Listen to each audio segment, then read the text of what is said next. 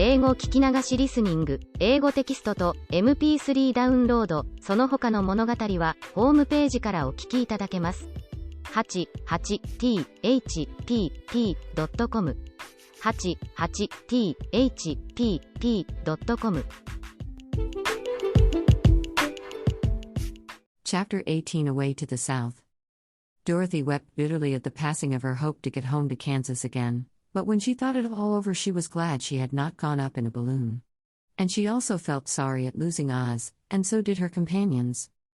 The Tin Woodman came to her and said, "Truly I should be ungrateful if I failed to mourn for the man who gave me my lovely heart.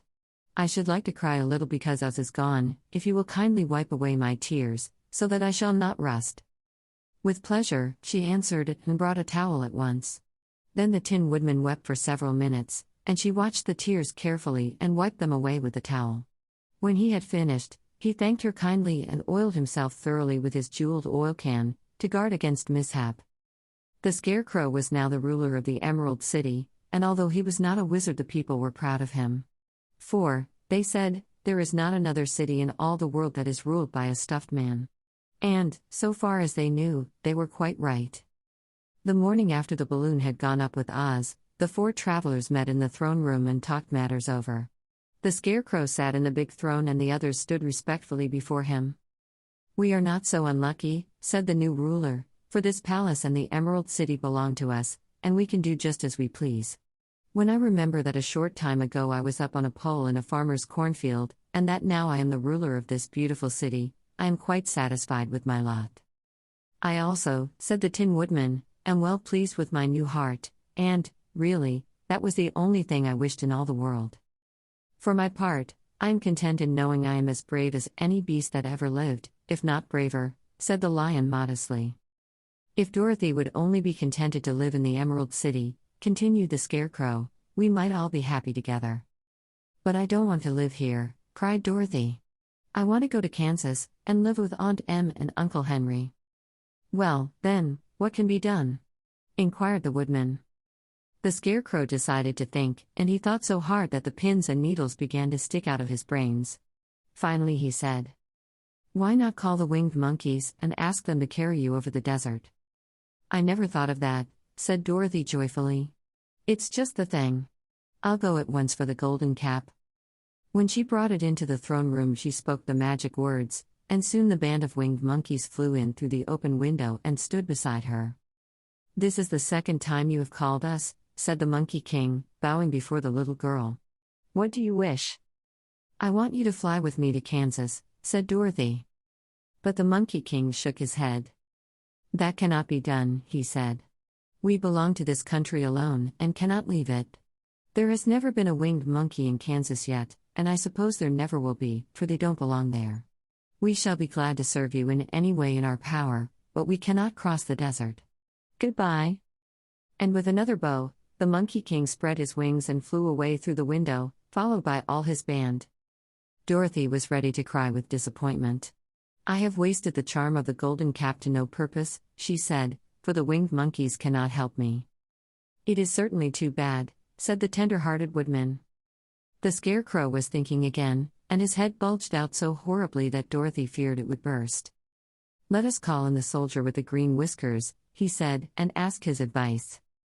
So the soldier was summoned and entered the throne room timidly, for while Oz was alive he never was allowed to come farther than the door.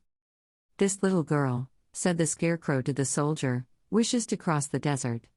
How can she do so?"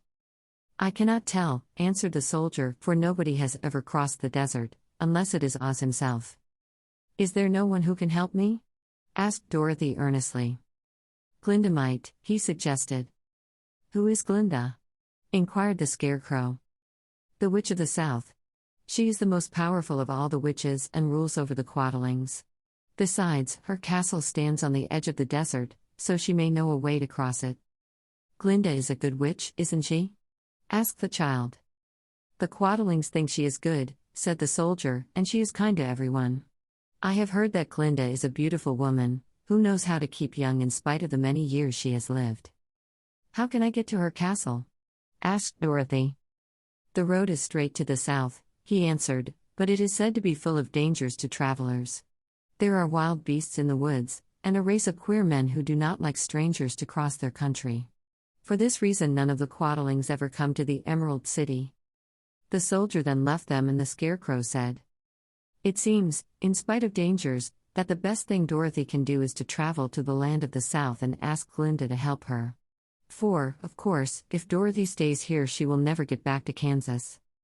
"You must have been thinking again," remarked the Tin Woodman. "I have," said the Scarecrow. "I shall go with Dorothy," declared the Lion, "for I am tired of your city and long for the woods and the country again. I am really a wild beast, you know.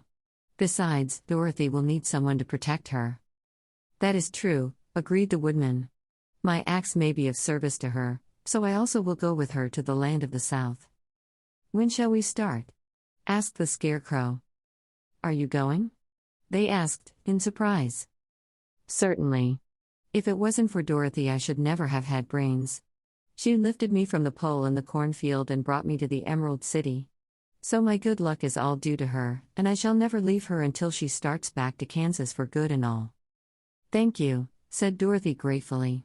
"You are all very kind to me. But I should like to start as soon as possible." "We shall go tomorrow morning," returned the Scarecrow. "So now let us all get ready, for it will be a long journey." 英語聞き流しリスニング、英語テキストと MP3 ダウンロード、その他の物語はホームページからお聞きいただけます。88thpp.com 88thpp.com